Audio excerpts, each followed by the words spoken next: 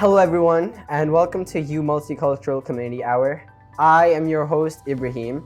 Now, before I invite our amazing guests for today, I would like to thank Multicultural for making this possible and giving us a space to deliver the best quality podcasts that we can.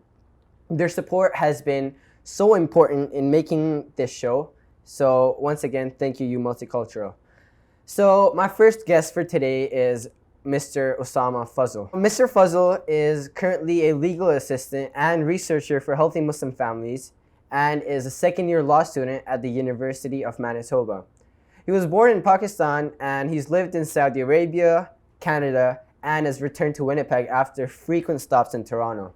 He went to the University of Toronto where he majored in political science with double minors in sociology and religion, leading a recognized study group and delivering weekly philosophy lectures. Mr. Fuzzle has also served as a project manager at Healthy Muslim Families and is currently the vice chair of the Canadian Association of Refugee Lawyers at U of M Law School. In his free time, he enjoys playing basketball, hiking, and spending time with his family. I'm thrilled to hear about his experiences and insights today. So how are you today, Mr. Fuzzle? I'm good. I'm doing good. Thank you for inviting me over, Ibrahim. I'm very excited to be here. The reason I called you onto this podcast is the topic is being driven to succeed. So before I start, just an open-ended question. You can answer it however you like. What comes to your mind when you think about staying motivated? Doing things I don't want to do and doing them often and repeatedly. Staying motivated means having to do something that might not be the most fun or most exciting, but there's a reason why you have to do it, and you keep that in mind, and you go ahead and you keep doing it. So yeah, I like that answer. For most of us, when we stay motivated, sometimes we focus too much on the goal and forget to look after ourselves. We forget about self-care completely. So we hear the term self-care so often, but we also have to realize its importance. And when it comes to maintaining motivation, self-care is a huge factor that we need to take in. So personally for you, can you tell us a bit about how important self-care is for you? It can be mentally, emotionally, or physically. Right. So self-care is really important for motivation because if you don't take care of yourself, then those things end up being reasons to give up. So when it comes to physically, you should be working out because you need to stay healthy so you can focus better when it comes to other things like school or even work. Mentally, prayer usually helps with keeping your mental state stable. Emotionally, my family helps a lot with that. Anytime they see me look down from stress from work or school or whatever it is, they take the time to sit me down and we talk it through, and they're always helpful in that they remind me what I'm working for and not to overwork or get hurt while working. That's great. So you said your family helps you, reminds you basically of where you are. They give you the reality of what you're working for and how you're going to achieve it. So when you're working towards your goals, when you feel like you're driving to success, on ways, of course, there are obstacles that everyone faces. So when you face an obstacle and you feel like you are not producing the results that you intended to produce, what support system do you lean on to basically? Once again, my family, first and foremost. They're the support system I need to get through the day. Anytime I'm having trouble with something, they sit me down, they talk to me, we talk it over, and most of the time, they'll help me realize that it's really not that deep. Just to keep at it, one day at a time, one task at a time, and eventually it will figure itself out. So yeah, it's really not that deep. That should be the slogan everyone should have in their life. So using that, we all work super hard towards our goals. We have deadlines, we have many assignments, and that often leads most people to burnout. So that's a very difficult thing. So what kind of things do you get when you start to feel this way? But what are the thoughts that you get when you're having a burnout, and how do you disregard of those thoughts? I would say I burn out every day. For me, it's an hour limit to the day of how much labor I can do or things I can produce. I would say around hour 9, there is an indication to give up and try again tomorrow. That's probably the biggest thing that holds me down in terms of keeping motivated. 9 hours into the library, there's literally anything else I would rather do. So that's something that keeps me down. But at times, it really is better to just start again tomorrow and to come at it fresh and to take that in between time to take care of yourself physically, emotionally, And do mentally. you feel like you have a refreshing brain the next time you come, like you've started everything all over again? Do you have the new sense of motivation? Yes, exactly. A fresher brain, more Fresher. motivation to start again the next day. The strategy is not always great because work does pile up at the same time. So let's say you leave it for tomorrow one night. Now you have to finish what you were supposed to do yesterday on top of what you have to do tomorrow. So it's a balancing act. So yeah, as a youth myself, I'd say that procrastination usually leads exactly to what you were talking about. So if I think about an assignment, and I'm just leaving it, and I'll say I'm doing it tomorrow, but in the end it just piles up, and I don't have the stamina to continue that assignment. So you're a working person, right? So in the work life of Manitoba, what are some setbacks that you have faced, and what are some problems that you faced while working in Winnipeg as a Muslim? Firstly, just in terms of Winnipeg, I live in the south side, and having to come downtown is a lot of work. That commute probably kills me. I really like my job, so it's weird where I feel fulfilled while I'm working, and then by the time I get home, because of that commute, I'm now tired and feeling upset, etc.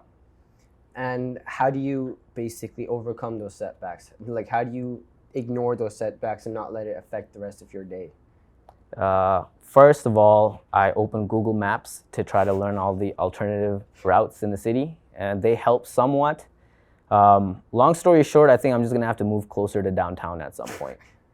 Yeah, that's probably a good idea, but it's also like during rush hour, it's pretty difficult. Yeah, So rush even hour is tough. whether you're living near downtown or not, it's pretty difficult to get around. I think I could bike it if I was living closer. Yeah. That way you wouldn't get stuck in traffic. All right, excellent. So we've been talking about motivation a lot. And even with all these resources, motivation can be super difficult to find, especially for people working in every different type of field. So what advice would you give to your fellow Muslims working in the fields and who require motivation to go on? What advice would you give them? I think motivation starts with the first choice with what you want to do in life. If you're doing something where your heart's not in it or your mind's not in it, then it's never really going to be possible to motivate yourself to get through it for a long time. So first of all, to stay motivated, you have to find something that you like doing. And once you found that, then that will help you stay motivated because you're doing what you wanted to do. So what do you like doing to continue? So you're talking about what about you? What do you like doing? Growing up, I always wanted to be a lawyer or go to law school. So I worked towards getting into law school and hopefully getting a job in the legal profession afterwards. And the fact that I wanted to be a lawyer is what helped me get through undergrad to get into law school. If I wasn't personally passionate about getting into law, I don't think I ever would have made it. So speaking of law school, as we said, you're in your second year of your schooling. So during your schooling time, when you're in law school, were there any problems that you faced, or were there some things that there were expectations set upon you and you thought you could not meet them? There were some limits that you couldn't reach. So were there some setbacks that you had during schooling where you couldn't meet the expectation? Yeah, absolutely. By the end of the first week of law school, I realized that there was no way I was going to be able to finish the reading sets every night. So it's a process of innovating after that. Once you've been given a task that just based off of the hours you have in a day is impossible, you don't have enough hours, you have to find ways to make things more efficient, to make it easier on yourself. And that's not to say to find an easy way out, but to make the overall job easier for yourself so you can work smarter. All right, it's been a pleasure talking to you. Honestly, I can learn. Everyone can learn a lot from people, especially when you're in law school. You have a lot of advice to give to people and how not to quit and how to stay motivated. So thank you very much, Mr. Fuzzle. It was a pleasure, and I had a great time talking. It was great. This was a great experience. Thank you for having me, Ibrahim, and thank you for taking the time to listen. You're welcome.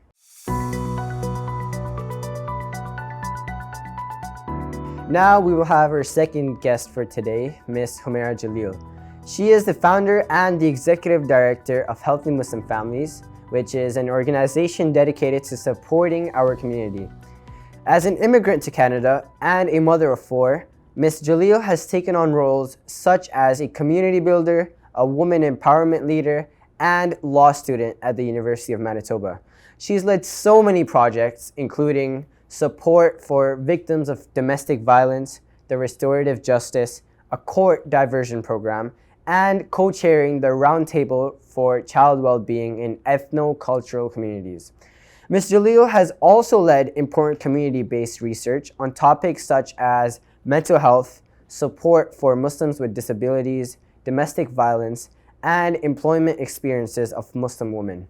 On top of all of this, she is pursuing a law degree and has established legal clinics at HMF to provide free legal advice and support. Her dedication to her many roles as a full-time mom, executive director, and law student is so inspiring, and we're thrilled to have her with us today.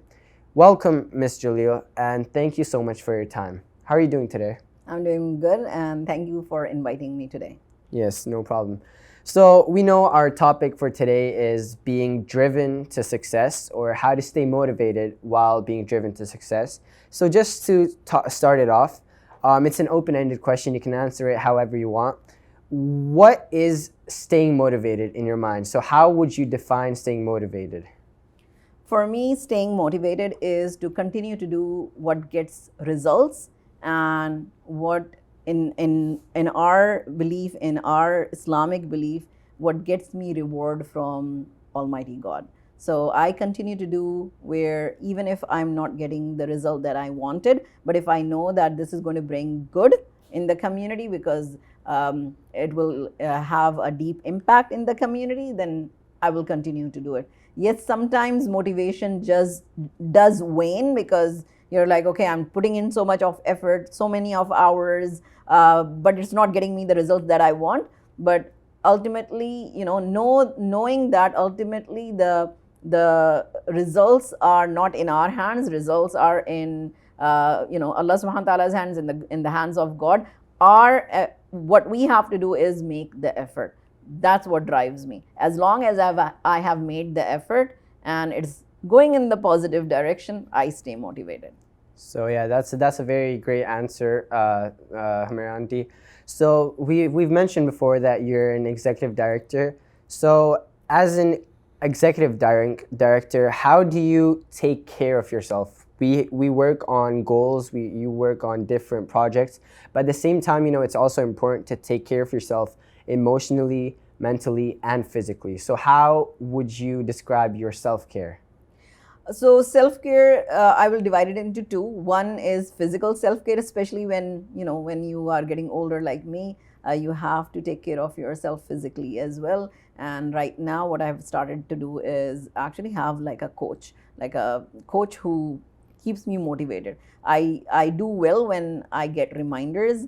I do well when I have somebody who's following up. So physically, I have a coach who's like, Humaira, did you eat well? Did you drink enough water? Those kind of things. I don't do exactly what they say, but at least I have somebody who's following up. So that's my self-care physically. But mentally and emotionally, I would say that in our Islamic belief, like the 5 daily prayers are itself self-care, because you switch off from everything around you and you just dedicate yourself and you connect with God, and that brings you back to what and why you're doing what you're doing. And it also tells you that this isn't it. Like, this world and all the stresses here is not everything, because sometimes stresses will burn you out. And when you connect with God, it just tells you that there's a bigger picture. There's a bigger picture. Everything is not up to me. I don't have to carry all the burdens.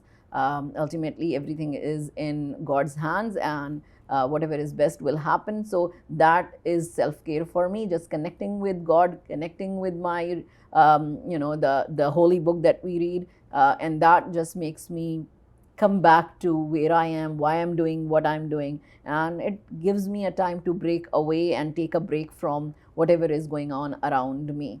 Self-care for me is also just spending time with my family. I have a family. I have 4 kids. I have my brothers and their families here. And also my very close friends who I've known since I've come to Winnipeg. So I connect with them, spending a day with them at the park, just going out, doing something is necessary, and that's self-care for me.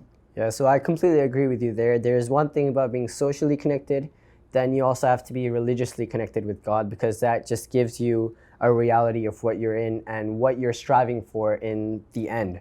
So you mentioned your coach, and of course they help you stay motivated, but everyone has a time in their life when you feel like you start losing your motivation and you feel basically worthless. You're not getting the let's say the results that you wanted. So during those times, what sort of support system do you lean to?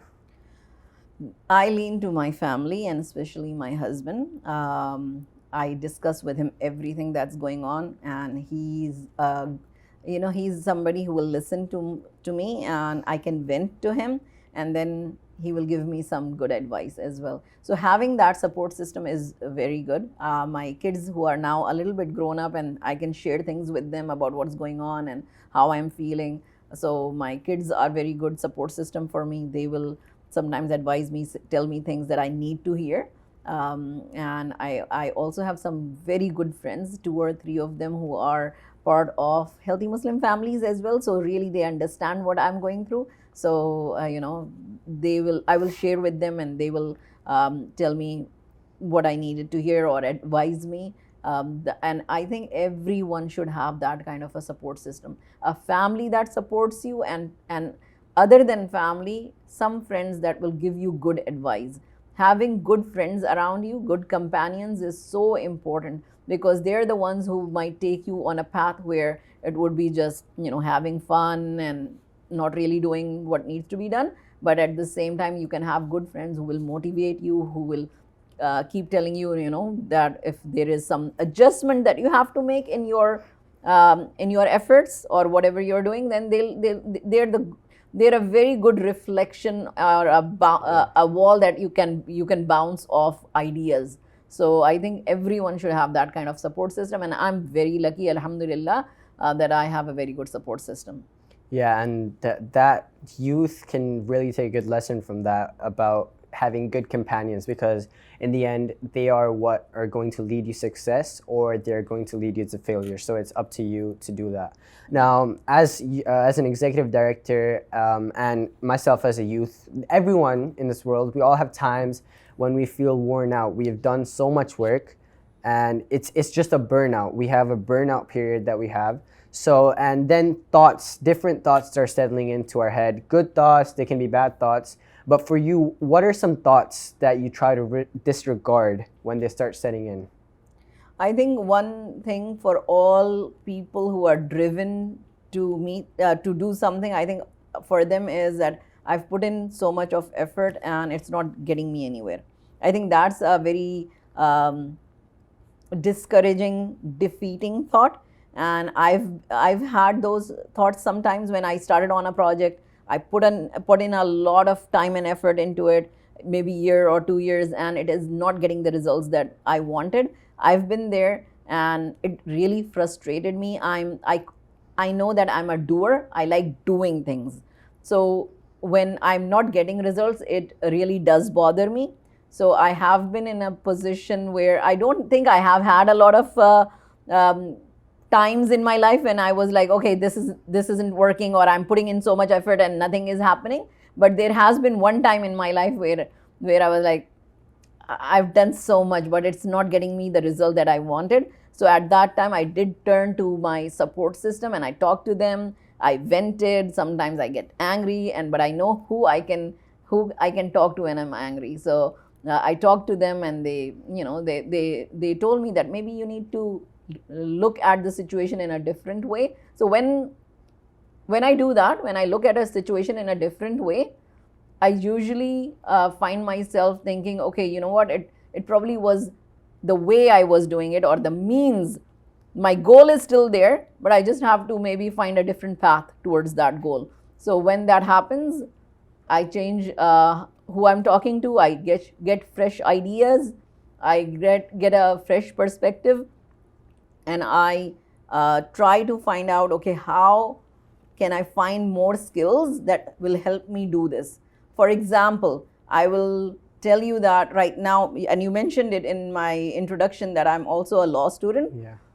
That is where I was thinking, okay, I've been trying to do something, it is not happening, I'm not able to find people. So I had to think about what can I do, and I got an idea from somewhere, and when I discussed it, they said, maybe this is something that you have to take on. And I did. And thank God that when I applied, I got in. And I know that this is a new way of doing what I wanted to do. Maybe it will take me 4 years because I have to study and all of that. It's a new path I've taken, but it will get me the results that I want. Like, I want to be able to do and reach that goal that I have set in my mind. So like I said, I'm a doer. I do things and I try to complete tasks to get to a result. And completing this task of graduating from law school is one of the tasks that I have given myself to get to the goal that I have, which is to increase legal access to justice for our community members. So that's my goal, and I just changed the way I wanted to reach it. Yeah, I personally, I really liked how you took each answer and you linked it back to family and friends, going back to support systems. So we all know you can't really do it alone. You need people with you who are going to support you, who are going to motivate you. And no one's path is perfect. As you said, Yeah. taking on new paths every time. No one's path is perfect, and we all face problems and setbacks. So now, as an executive director, surely you've faced multiple setbacks in the workforce while working towards your goals. So what were some of those setbacks that you faced, and how did you get past them? I think everything that I have faced has been very material, right? Not having enough funds to do the work that we want to do, or thinking that this funding will continue and not having that funding, or hiring somebody and somebody not working out. Like, you hire somebody in a role and it's not working out. Those are the setbacks I've faced, but they are very material setbacks, right? And those are things that you can always come over. So whenever I had that, I just had to, know, okay, you know what, I just make more effort and talk to the right people, and it works out. Alhamdulillah, in the end, it does work out. I just try to seek a lot of advice from people who have been successful. And I think that's one of the lessons I've learned. When something is not working out and I'm having a setback, I talk to people who I know are experts in that field, or they are very close to me, like they're friends, and I know them well, and I know that they will give me the right advice. So I go and talk to them. I seek advice. And I have very close friends, certain number of friends who I know I will seek advice in. And it depends on what kind of advice I need. So if it's financial, I know who I have to talk to. If it's something to do with my connection with God, then I know who I need to talk to. So I go to them and connect with them, and I seek advice, and then I try and look at my situation and overcome it. Yeah, and it's common. Like, no one is perfect, so it's not the setback that describes you, it's how you get back from it. How do you bounce back onto your path?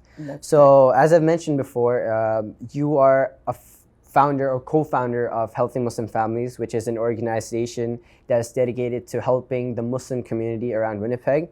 So when you've looked at the state of Muslims, how has that helped you to stay on track to helping them? So what's motivated you? How has their image helped you fix their situation?